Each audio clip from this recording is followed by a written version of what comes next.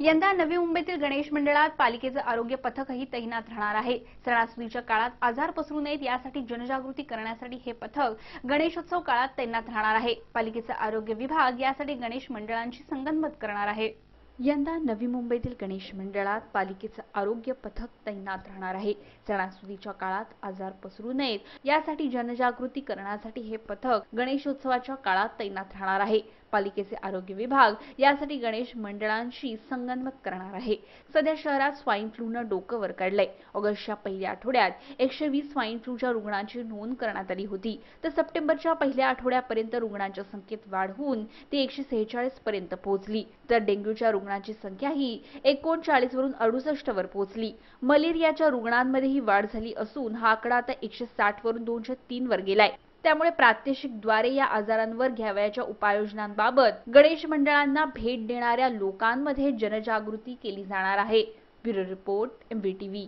तुम्ही जर IT return file केला नसेल तर तुमच्यासाठी एक चांगली बातमी आहे। आता तुम्हाला तुमचा इन्कम टॅक्स रिटर्न 30 सप्टेंबर पर्यंत भरता येणार आहे। तुम्ही जर IT रिटर्न फाईल केला नसेल तर तुमच्यासाठी एक चांगली बातमी आहे। आता तुम्हाला तुमचा इन्कम टॅक्स रिटर्न 30 सप्टेंबर पर्यंत भरता येणार आहे। ज्यांनी सप्टेंबरला आपला रिटर्न फाईल केला नाही त्यांना या नव्या तारखेने दिलासा मिळालाय। 2015-16चा रिटर्न 30 सप्टेंबर पर्यंत भरण्याची संधी आहे। अनेक कंपनींचा व्यावसायिक अकाउंट ऑडिट अद्याप होणं बाकी आहे, त्यांना आपला ऑडिट रिपोर्ट भरता येणार आहे। Bureau report, MVTV। दुष्काळाने होरपळलेल्या महाराष्ट्राला काहीसा दिलासा मिळण्याची शक्यता आहे। पुढचे 4 दिवस जोरदार पावसाचा अंदाज हवामान खात्याने वर्तवलाय। पश्चिम बंगालच्या उपसागरात कमी दाबाचा पट्टा तयार झाल्याने पावसाला अनुकूल असं वातावरण निर्माण झालंय। दुष्काळाने होरपळलेल्या महाराष्ट्राला काहीसा दिलासा मिळण्याची शक्यता आहे।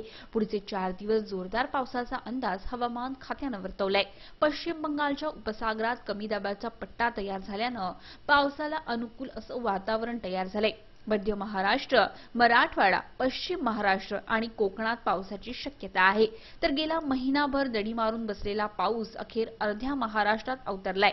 पुणे, नाशिक, शिर्डी, नगर, सातारा, सोलापूर, उस्मानाबाद, पंढरपूरसह मराठवाड्यातील काही भागात पावसाने हजेरी लावली आहे। पावसाचं पुन्हा आगमन झाल्याने लोकांनीही समाधान व्यक्त केलंय।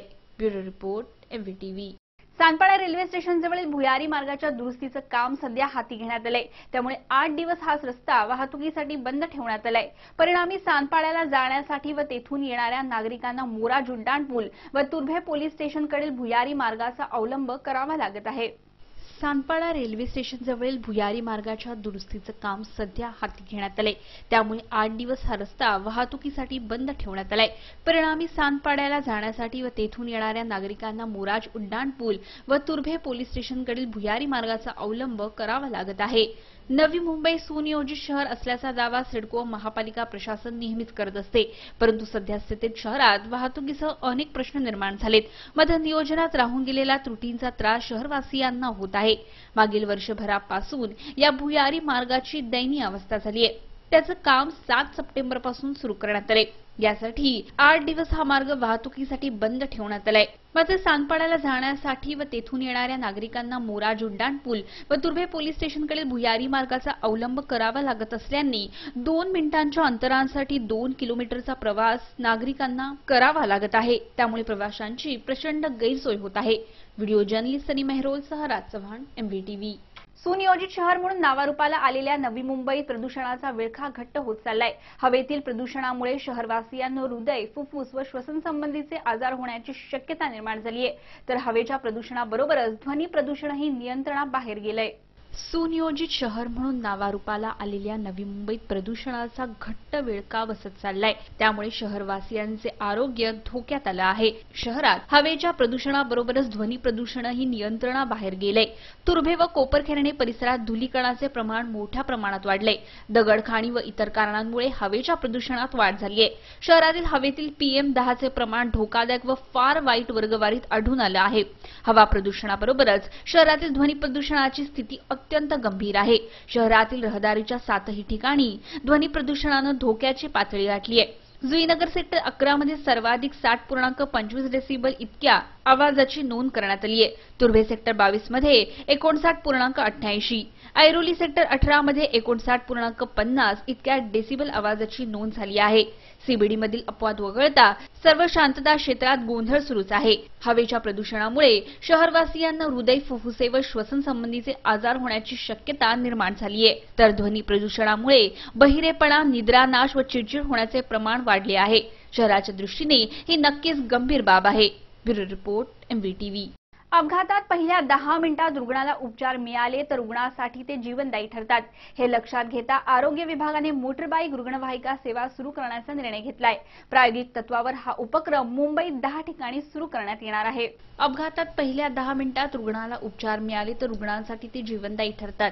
हे लक्षात घेता आरोग्य विभागाने मोटरबाईक रुग्णवाहिका सेवा सुरू करण्याचा निर्णय घेतलाय. प्रायोगिक तत्वावर हा उपक्रम मुंबईत 10 ठिकाणी सुरू करण्यात येणार आहे. मुंबईसारख्या महानगरात वाहतुकीच्या कोंडीत रुग्णवाहिका वेळेवर अपघातस्थळी पोहोचणे हे कठीणच आहे. त्यामुळेच ब्रिटनच्या सहकार्याने प्लॅटिनम 10 मिनिटांचा विचार करून मोटरबाईक रुग्णवाहिका सेवा सुरू करण्याचा निर्णय घेण्यात आलाय.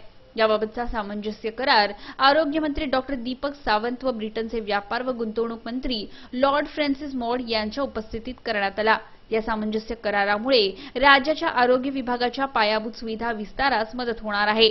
मोटरबाईक रुग्णवाहिका सेवा ही आगामी वर्षापासून सुरू करण्यात येणार असून मुंबईतील या योजनेचा आढावा घेऊन राज्यातील अन्य शहरातही ही योजना राबवण्यात येणार आहे.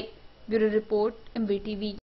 नवी मुंबईतील प्रस्तावित आंतरराष्ट्रीय विमानतळातील प्रकल्पग्रस्तांसाठी सिडकोने 22.5% योजनेअंतर्गत भूखंड वितरण केलं असून या भूखंडाची प्रकल्पग्रस्तांना घरबसल्या माहिती उपलब्ध व्हावी यासाठी नवी मुंबई आंतरराष्ट्रीय विमानतळ सिस्टीम हे मोबाईल ॲप्लिकेशन तयार केले. सिडकोने अशा प्रकारचा पहिलाच प्रयोग केला आहे. नवी मुंबईतील प्रस्तावित आंतरराष्ट्रीय विमानतळातील प्रकल्पग्रस्तांसाठी सिडकोने 22% योजनेअंतर्गत भूखंड वितरण केलं असून या भूखंडाची प्रकल्पग्रस्तांना घर बसल्या माहिती उपलब्ध व्हावी यासाठी नवी मुंबई आंतरराष्ट्रीय विमानतळ सिस्टीम हे मोबाईल ॲप तयार केलंय. सिडकोने अशा प्रकारचा पहिलाच प्रयोग केलाय. या ॲपद्वारे प्रकल्पग्रस्तांना त्यांच्या भूखंडांची पूर्ण माहिती उपलब्ध होणार आहे. सिडकोच्या या महत्त्वाकांक्षी प्रकल्पात अडसर ठरू पाहणाऱ्या 10 गावातील प्रकल्पग्रस्तांसाठी सिडकोने देशातील सर्वोत्तम पॅकेज दिले. या पॅकेजद्वारे प्रकल्पग्रस्तांना 22% योजनेअंतर्गत भूखंड वितरण करण्यात आले असून अशा 743 भूखंडांची सोडत काढण्यात आली आहे. या सर्व भूखंडांची माहिती या ॲपवर टाकण्यात आली असून त्याचा वापर करणाऱ्याला प्रथम आपल्या नावाची नोंद करावी लागेल. या ॲपमध्ये 2 पर्याय ठेवण्यात आले आहेत. जमीन संपादन केलेल्या प्रकल्पग्रस्तांची वेगळी आणि स्थलांतरित होणाऱ्या प्रकल्पग्रस्तांची वेगळी माहिती असे पर्याय ठेवण्यात आले आहेत. Bureau report, MVTV. MVTV वृत्तवाहिनीवरील बातम्या आता तुम्ही media.mvtv या YouTubeवरील लिंकवरही पाहू शकता व तुम्ही संपर्कही करू शकता. संपर्कासाठी दूरध्वनी क्रमांक 27571494. तुम्ही तुमच्या प्रतिक्रियाही आम्हाला कळवू शकता. त्यासाठी आमचा ईमेल ID आहे media.mvtv@gmail.com. आजच्या बातमीपत्रामध्ये इतकंच. पुन्हा भेटूया पुढच्या बातमीपत्रात. तोपर्यंत नमस्कार.